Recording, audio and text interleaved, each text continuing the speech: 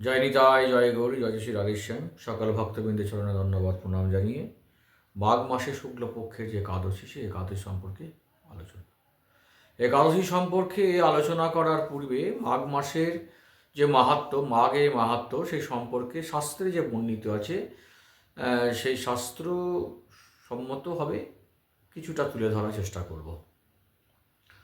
আমরা জানি যে 12টি মাসের মধ্যে 3টে মাসকে শাস্ত্রে খুবই গুরুত্বপূর্ণ হয়ে বলা হয়েছে: বৈশাখ মাস, কার্তিক মাস এবং মাঘ মাস। মাঘ মাসকে মাধব মাস বলা হয়। এই মাঘ মাসে প্রাতঃস্নানের অনেক মাহাত্ম্য আছে। ব্রাহ্ম মুহূর্তে স্নান, এই স্নানে শাস্ত্রে অনেক মাহাত্ম্যের কথা বলা হয়েছে। কাত্যায়ন ঋষির উক্তি আছে, যে ব্যক্তি মাঘ স্নানে তাহাকে দুর্গতি প্রাপ্ত হইতে হয় না, মর্তলোকে তাদৃশ্য পাপ দৃষ্ট হয় না, যা মাঘ স্নান দ্বারা ধ্বংস না হয়।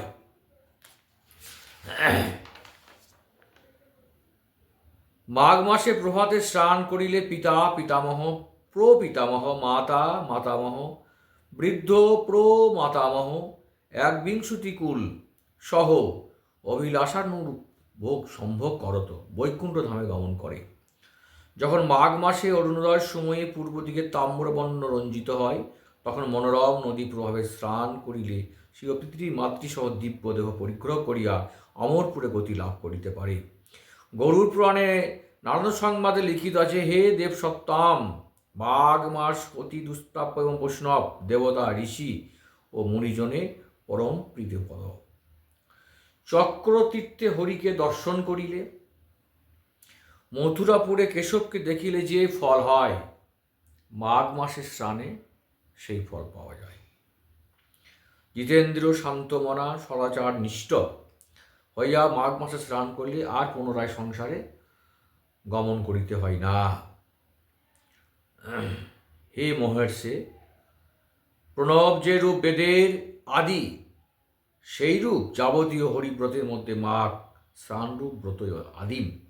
উক্ত প্রকরণে এবং অন্যত্র আরও লিখিত আছে, মনে মনে মাঘ স্নানের বাসনা করিলে ঘোর ক্লেশ সংকুল সংসার হইতে পরিত্রাণ লাভ হয়। স্বপ্নেও মাঘ স্নানীদেরকে মহাঘোর সমন মার্গ, সমন দূত বা সমন রাজ্যকে দর্শন করিতে হয় না, অর্থাৎ সমনে যমদূত যেটা আমরা বলি, সমন, তাকে দর্শন করতে হয় না। হে দেবর্ষে, বিষ্ণু সহবাস অভিলাষ থাকিলে অথবা সন্তান বা সম্পত্তির অভিলাষ হইলে বর্ষে বর্ষে মাঘ স্নান করা বিধেয়।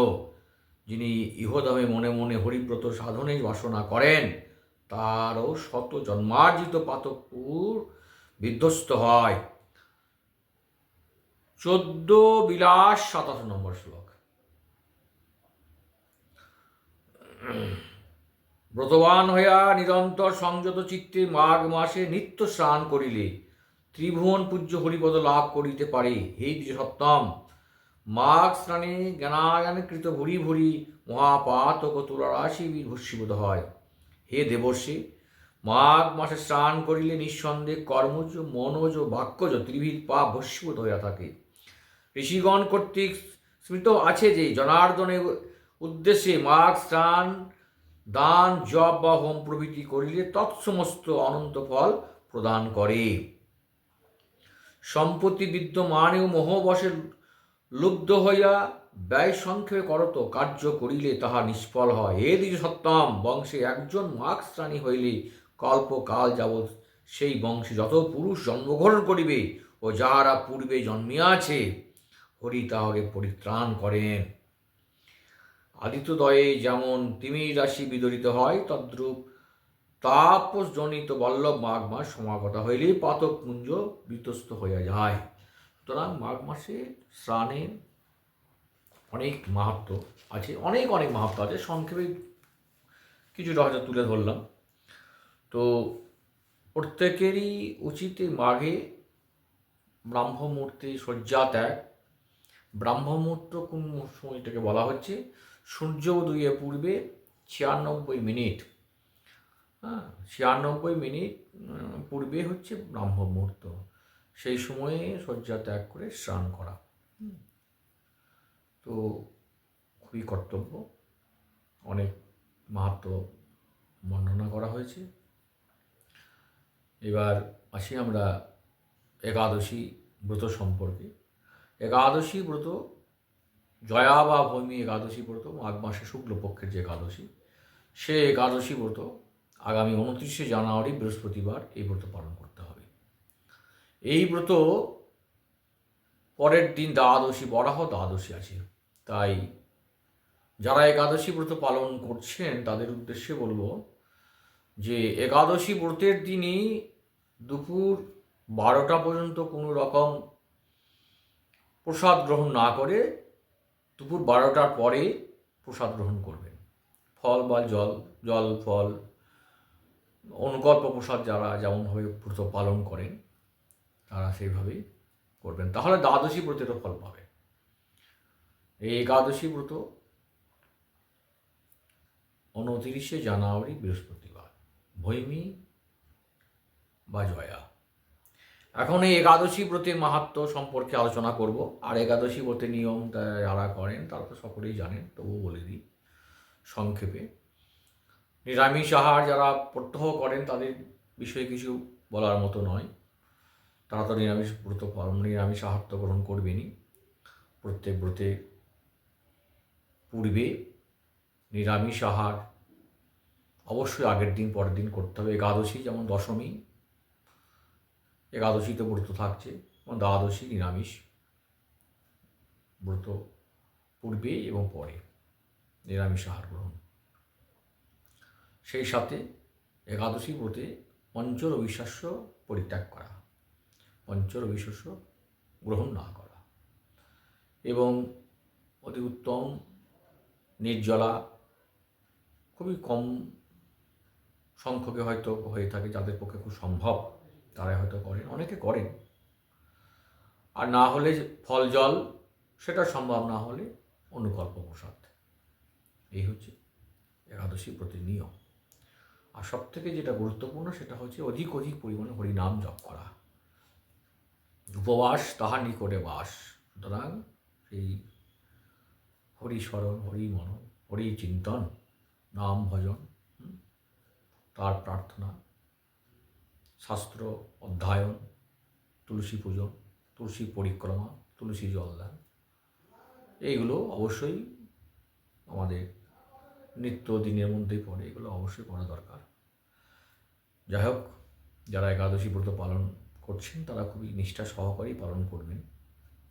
এবং একটা কথা আমি বলে রাখি সকলকে, যে একাদশী ব্রত করে মানুষের প্রচার করা কিন্তু একটা বিষয় নয়। বিভিন্ন যেমন মিডিয়াতে প্রচার হয় অমুক জন বিষয় নিয়ে, যারা ব্রত খুব নিষ্ঠা সহকারে ব্রত প্রচার, আমি একাদশী ব্রত করছি, অহংবোধ যেন কখনোই না আসে। ওই তুমি করনি আমি করছি, আপনি করেন আমি করছি, এইসব ঠিক না।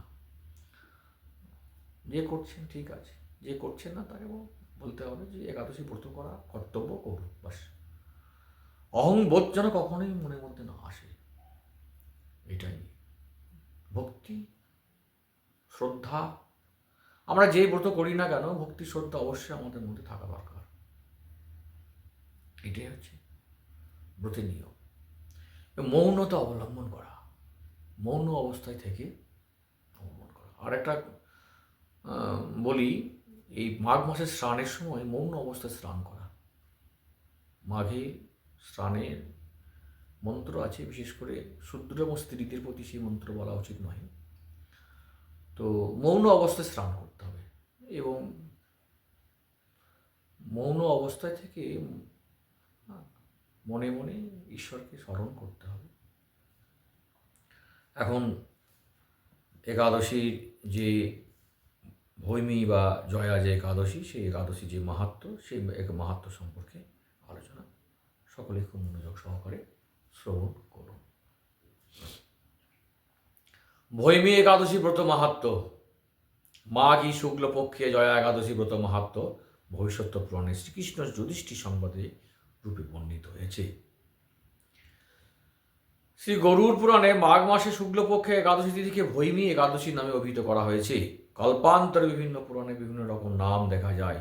পদ্মপুরাণ অনুসারে জ্যৈষ্ঠ মাসে শুক্লপক্ষে একাদশীর নামে পাণ্ডবা, নির্জলা, ভীমসেনী বা ভৈমী একাদশী। যুধিষ্ঠির বললেন, হে কৃষ্ণ, আপনি কৃপা করে মাঘ মাসে শুক্লপক্ষের একাদশী সবিষে বর্ণনা করুন। শ্রীকৃষ্ণ বললেন, হে মহারাজ, মাঘ মাসে শুক্লপক্ষের একাদশী জয়া নামে প্রসিদ্ধ। এই তিথি সর্বপাপ বিনাশিনী, সর্বশ্রেষ্ঠা, পবিত্রা, সর্বকাম এবং মুক্তি প্রদায়িনী। এই ব্রতের ফলে মানুষ কখনোই প্রতত্ব প্রাপ্তি হয় না। এই একাদশী নিম্নরূপ উপাখ্যান শোনা যায়। এক সময় স্বর্গলোকে ইন্দ্র রাজত্ব করেছিলেন, যেখানে অন্য দেবতারাও বেশ সুখেই ছিলেন। তারা পারিজাত পুষ্প সহিত নন্দন কাননের অপ্সরাদের সাথে বিহার করতেন। একদিন 50 কোটি অপ্সরা নায়ক দেবরাজ ইন্দ্র স্বেচ্ছায় আনন্দ ভরে তাদের নৃত্য করতে বললেন। নৃত্যের সাথে গন্ধর্বগণ গান করতে লাগলেন। পুষ্পদত্ত, চিত্রসেন প্রভৃতি প্রধান প্রধান গন্ধর্বরা সেখানে উপস্থিত ছিলেন। চিত্রসেনের পত্নীর নাম মালিনী। পুষ্পবন্তী নামে তাদের এক কন্যা ছিল। পুষ্পদত্তের পুত্রের নাম মাল্যবান। মাল্যবান পুষ্পবন্তী রূপে মুগ্ধ হয়েছিল। পুষ্পবন্তী পুনঃ পুনঃ কটাক্ষ দ্বারা মাল্যবানকে বশীভূত করেছিল। ইন্দ্রের পৃথিবীদানের জন্য তারা দুজনেই সেই সভায় যোগদান করেছিল, কিন্তু একে অপরের প্রতি আকৃষ্ট থাকায় উভয়ই চিত্র বিভ্রান্ত হচ্ছিল। সেখানে তারা পরস্পর কেবল দৃষ্টিবদ্ধ অবস্থায় দাঁড়িয়ে রইল। ফলে গানে ক্রম বিপর্যয় ঘটল। তাদের এরকম তাল মান ভঙ্গ ভাব দেখে তারা যে পরস্পর কামাসক্ত হয়েছে, দেবরাজ ইন্দ্র তা বুঝতে পারলেন। তখন তিনি ক্রোধবশে তাদের অভিশাপ দিলেন, হে মূঢ়, তোমরা আমার আজ্ঞা লঙ্ঘন করেছ, তোমাদের ধিক। এখনই তোমরা পিশাচ জনি লাভ করে মর্তলোকে নিজের দুষ্কর্মের ফল ভোগ কর। ইন্দ্রের অভিশাপে তারা দুজন দুঃখিত হয়ে হিমালয় পর্বতে বিচরণ করছিল। পিশাচত্ব প্রাপ্ত হওয়া তারা অত্যন্ত দুঃখ ভোগ করতে লাগল। হিমালয়ে প্রচণ্ড শীতে কাতর হয়ে নিজেদের পূর্ব পরিচয় বিস্মৃত হলো। এইভাবে অতি কষ্টে যেখানে দিন যাপন করতে লাগলো। একদিন পিশাচ নিজ পত্নী পিশাচিকে বলেন, সামান্য মাত্র পাপ করিনি, অত নরক যন্ত্রণার মতো পিশাচত্ব প্রাপ্ত হয়েছি, অতএব এখন থেকে আমরা আর কোনো পাপ করব না। এভাবে চিন্তা করে তারা মৃতপ্রায় সেই পর্বতে বাস করতে লাগলো।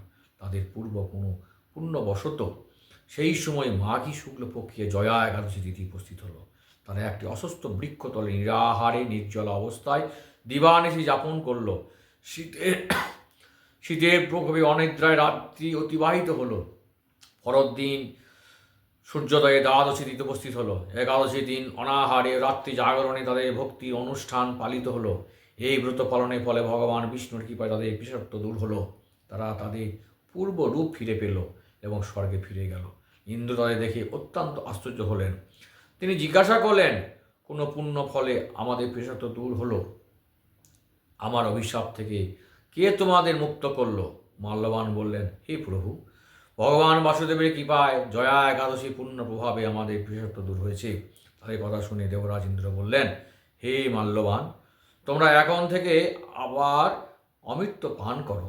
একাদশী ব্রতে যারা আসক্ত এবং যারা কৃষ্ণ ভক্তি পরায়ণ, তারা আমাদেরও পূজ্য বলে জানবে।